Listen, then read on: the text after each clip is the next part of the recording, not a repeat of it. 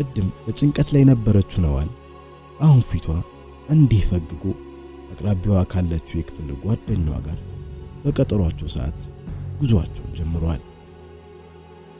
እነዚህ ሁለት ጓደኛሞች ከቀሪ ሁለት ጓደኞቻቸው የሚለያቸው ጅልባብ መልበሳቸው ነው። በዚህም የሁለቱም ቤተሰቦች እጅጉን ደስተኞች ናቸው።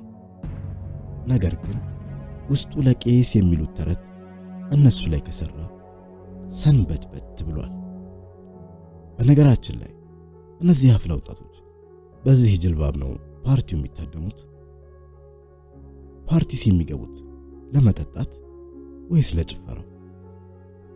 ለዚህ ጥያቄ ቀሪ የድራማው ክፍሎች ምላሽ አላቸው። ይህ በሀገራችን የተከሰተ እውነተኛ ታሪክ ነው። ለሌሎች አስተማሪ ይሆን ዘንድ በሰቡራ ፕሮዳክሽን ተዘጋጅቶ እየቀረበ ለወዳጅ ዘመዱ ሼር ማድረጉን አይዘንጉ። ግን ኮንሰርት ላይ ሳትንም ያ